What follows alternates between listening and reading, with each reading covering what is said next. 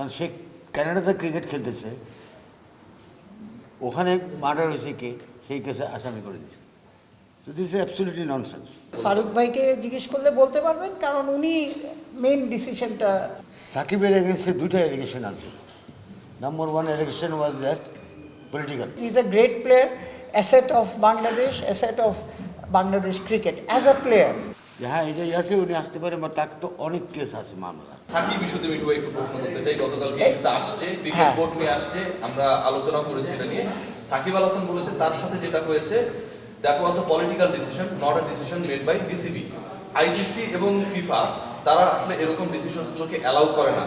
একজন ক্রিকেটার তিনি খেলবেন কি খেলবেন না এটা রাষ্ট্র ডিসাইড করবে না, মানে পলিটিক্যালি এই ডিসিশনটা নেবে বিসিবি।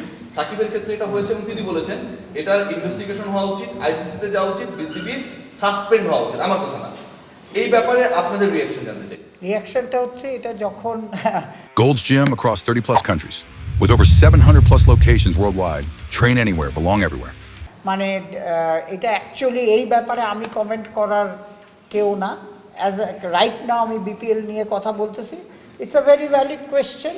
আই থিঙ্ক রাইট ইয়েতে আপনি এটা আমাদের কাকে বললে মিঠু ভাই রাইট পারসন থেকে পাবো আমরা? এটা রাইট পারসন। প্রেসিডেন্ট বলে যে আমি বলবো না।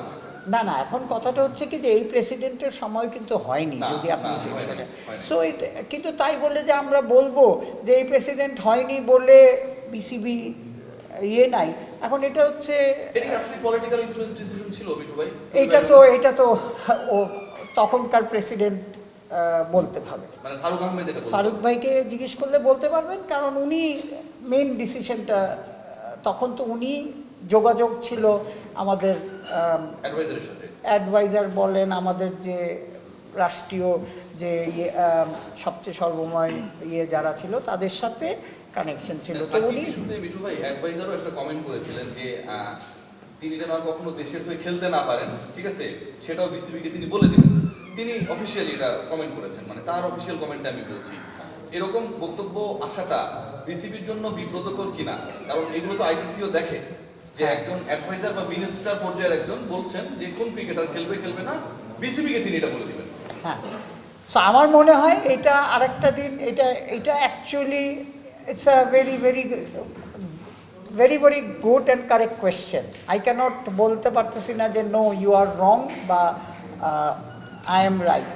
আমার মনে হয় এটা নিয়ে অ্যাকচুয়ালি আরেক দিন আমাদের সবাই এটা নিয়ে আলাপ করা উচিত।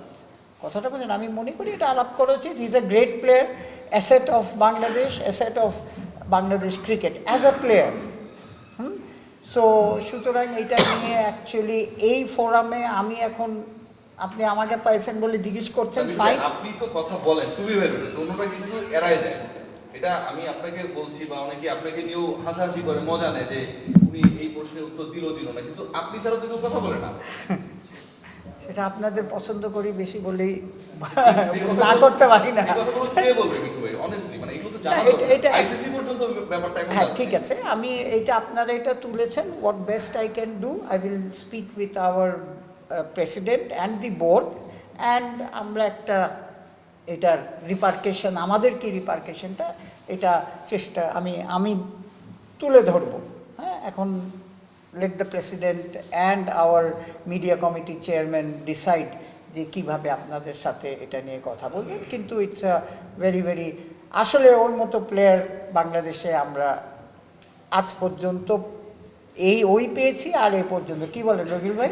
100%, 100%। আমি একটু বলি রতুল ভাই বলতেছে। হ্যাঁ, এখানে আসুন, এখানে এখানে আসুন। আচ্ছা দেখেন, সাকিবের এগেনস্টে দুইটা এলিগেশন আছে। Number one allegation was that political, যেটা বলা হচ্ছে, এবং আমি মনে করি that was a political issue. আমি ব্যক্তিগতভাবে, not as a representative of the board. কারণ সে কানাডাতে ক্রিকেট খেলতেছে, ওখানে মার্ডার হয়েছে কে, সেই কেসে আসামি করে দিয়েছে। So this is absolutely nonsense, আমি মনে করি, যারাই করেছে এটা। দুই নম্বরটা হলো, আমাদের যে ছিলেন, অ্যাডভাইজার ছিলেন, উনি কিন্তু একটা কথা বলেছেন আগে, লাস্টের আগে, যে হ্যাঁ এটাই আছে, উনি আসতে পারেন, বা তার তো অনেক কেস আছে মামলা। দুদকে কিন্তু সাকিব আল হাসানের বিরুদ্ধে অনেকগুলো কেস আছে যেগুলো বেলেবল। তো উনি আসে বেল নিয়ে এটা করতে পারেন, বা বাট দ্য পয়েন্ট ইজ তাকে তো দেশে আসলে যে সে বেল করার মতো সেই ফ্রিডমটা তার থাকবে কি না Exactly. মুভমেন্ট করার মতো, that was the issue which was not clear.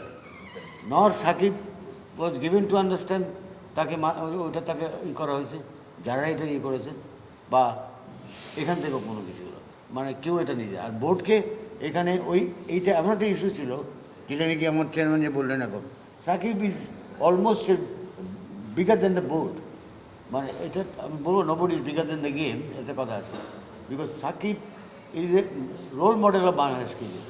আমরা তাকে সবাই পছন্দ করি, আপনারা করেন করেন, বাট এটাও ঠিক যে আমি যত বড়ই খেলোয়াড় হই না কেন, I cannot break the law, break the rules, country law, and I'm not above criticism, I'm not above any যে কোনো একটা অন্যায়। From that এটা point, আমি আপনার অনুমতিতে একটা প্রশ্ন করতে পারি কিনা, যে কেউই বিগার দেন দ্য গেম না, অ্যাডভাইজার কি বলতে পারে যে আমি বিসিবি কে বলে দিব এর উনি যেন আর কখনো দেশের হয়ে খেলতে না পারে? আমি মনে ওর পক্ষে বিপক্ষে বলছি না, এই কথাটা কি বলতে পারে ওই সিটিং চেয়ারে? আমি জানি না, এটা বলে আমি শুনি নাই, বাট জুনিয়র যে বলে থাকেন, আপনি যেহেতু ফেসবুকে তো উনি বলেছেন ওনার পেজে, যাই হোক এটা বলা উচিত হয়নি, because this is very unfortunate. কারণ এটা আমি মনে করি যে আমি তার সম্মান রেখেই বলছি আমি, যে এই ধরনের উক্তি করলে ওনার চেয়ারটা যেটা সম্মানের। চেয়ারটা সম্মানের।